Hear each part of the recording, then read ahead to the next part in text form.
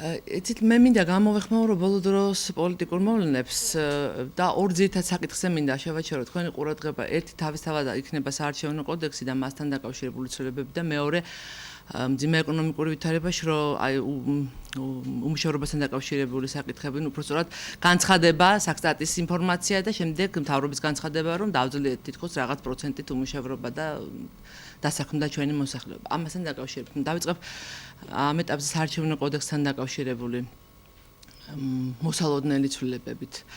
ახლა მოგეხსენებათ, რომ საარჩევნო კოდექსი გახლავთ რამდენიმე ბოლო 10 წლის შეიძლება ითქვას საჯილდაო ქვა და მუდმივად საუბარია იმაზე, რომ ის უნდა გაკეთილშობილდეს და საჭიროებს რეფორმას. ეს უდავოა.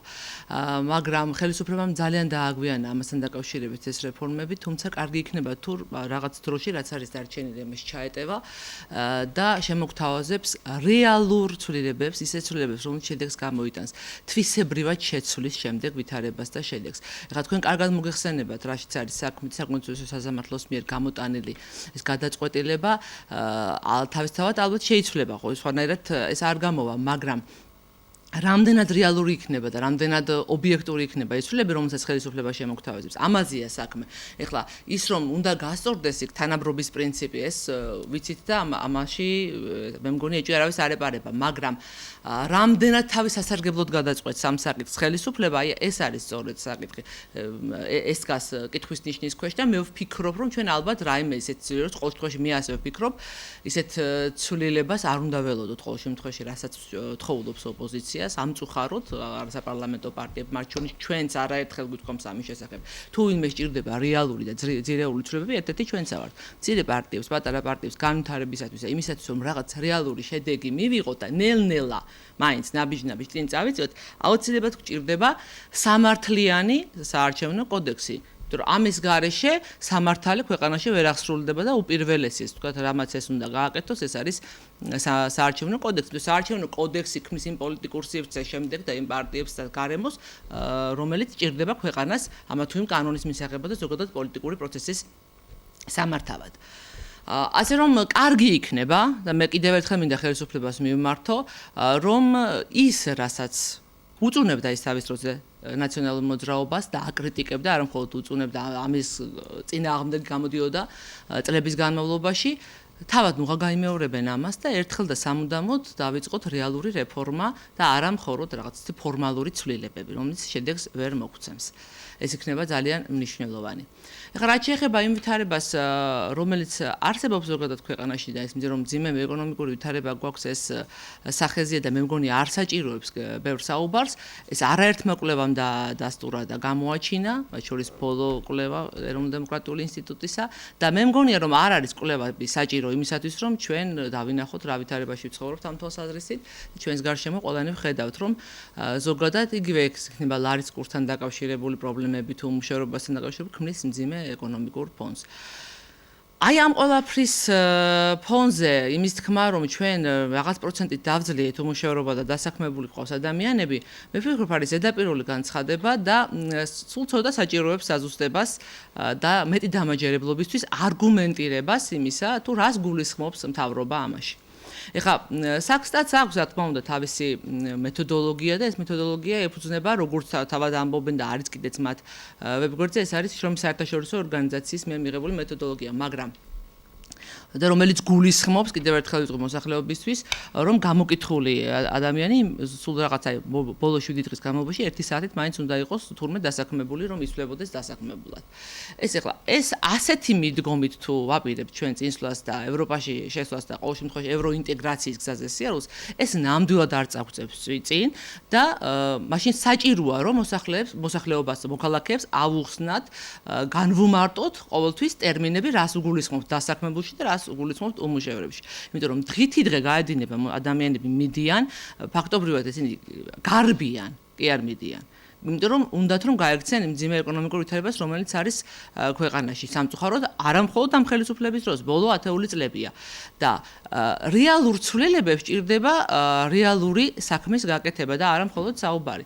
ამას უპირველეს ყოვლისა უნდა ის რომ არსებობდეს უწყება, რომელიც რაღაც კონკრეტულ პოლიტიკას შეიმუშავებს, ჩვენც არაერთხელ გვითხოვთ ამის შესახებ, რომ ძალიან გვაწუხებს და ვაპროტესტეთ კიდეც არა რამდენჯერმე და მუდმივად ვსაუბრობთ ამაზე, გვაწუხებს წასული ქალების ბედი განსაკუთრებით. რატომ? იმიტომ რომ ეს ყველაფერი ცუდად აისახება ოჯახებზე, შვილებზე და ეს ამდენი ძალადობა და აგრესია რომ არის ქვეყანაში, ეს ერთ-ერთი გამომწვევი მიზეზი ესეც გახლავდა.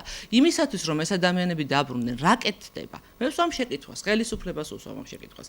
რა სტრატეგია არსებობს იმისათვის, რომ ეს ადამიანები რომ ჩამოვლენ, შემდეგ დასაქმდნენ, ვინ იზრუნებს მათზე? ვინმეს ადარდებს მათ ბედი? ხა მხოლოდ განცხადებების კეთება, რომ მთავრობა მოტივირებულია მათ დასაბრუნებლად, ეს არ გმარა. მოტივაცია მათ უნდა ჰქონდეთ, რომ აქ ჩამოვიდნენ. და მთავრობამ უნდა შეთავაზოს კონკრეტული გეგმა, კონკრეტული საქმე უნდა დაახვედროს მათ აქ და კონკრეტული რაღაც ზომები უნდა გაატაროს. რეალური საქმე და ეს უპირველეს ყოვლისა, ეხლა მე მესმის რომ 4 წელიწადში ქვეყანა ვერ აყვავდება, შეიძლება ვერც 10 წელიწადში ვერ აყვავდეს, მაგრამ ნაბიჯი უნდა გადაიდგას ამისკენ და მე პირადად ვერ ვხედავ, თორემ მივესალმები რა თქმა უნდა თუ კი ეს იქნება, ჩემს გარშემო ყოველ შემთხვევაში ვინც იყო უმუშევარი, ისევ უმუშევარია და სოციალური ქსელი ლამის აფეთქდეს ადამიანები შეკითხვებს სვამენ რომ ვინ ახართ ეს ადამიანები, ვინც დასაქმდით, კარგად ხართ, ვინ და ესენი არიან მათი ნათესავები, მათი ოჯახის წევრები, ეს არ ახალია და ერთ გამგებელს 5 მრჩეველი ყავს, მერს კიდე ასე და ასე შემდეგ.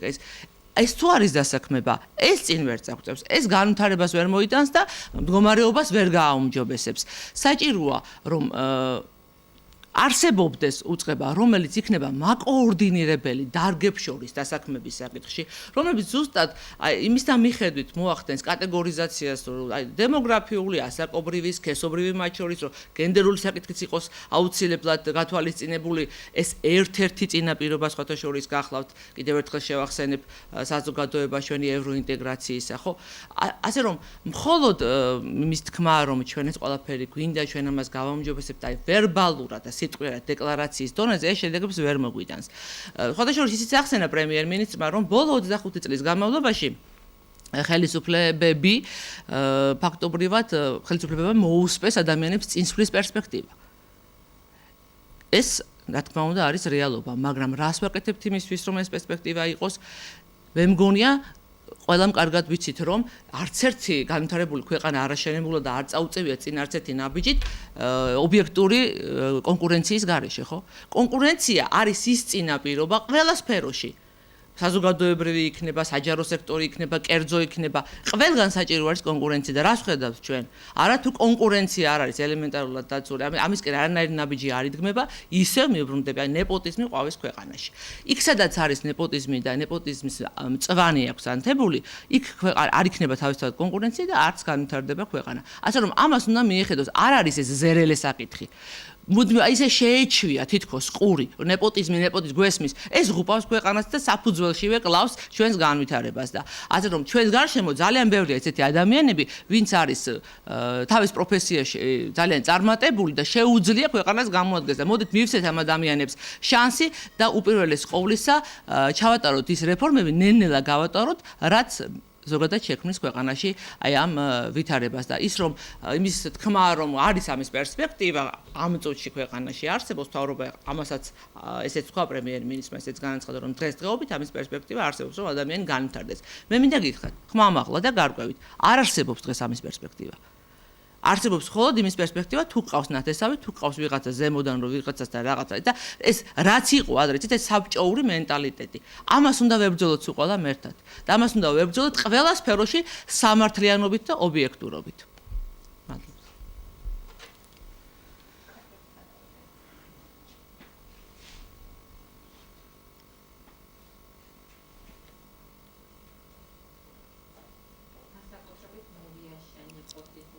აი მერიაში რა ცხადება, ну მე არ ვიცი რა. ყველაფერ აი მართლა არ მოველოდი რა. ეხლა რაღაცა შეიძლება კითხვის ნიშნები იყო თავიდან, ხო? როცა არიცი, ვინ იქნება, როგორი იქნება, ხო?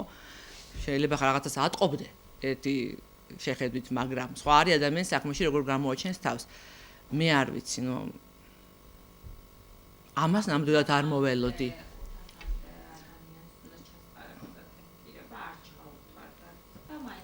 მაინც აგრძელ 100-ია ყველგან.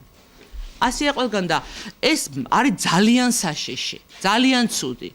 ერთი არის რომ ესე იგი არ საქმდება კონკრეტული ადამიანი, ხო, ნუ ვიღაც ვინც არის ღირ, მეორე რომ ის ხო საქმეს იქ აფუჭებს, ის ხარისხიანად ვერაფრით ვერ გააკეთებს იმ საქმეს. გამორიცხულია. და რატო აკეთებენ ამას? იმიტომ რომ მე ეს ხალხი არჩევნებისთვის გამოიყენონ? ახლა რა თქმა უნდა აქვს ამას თავისი მიზანი, რომ ეს არის ის რესურსი,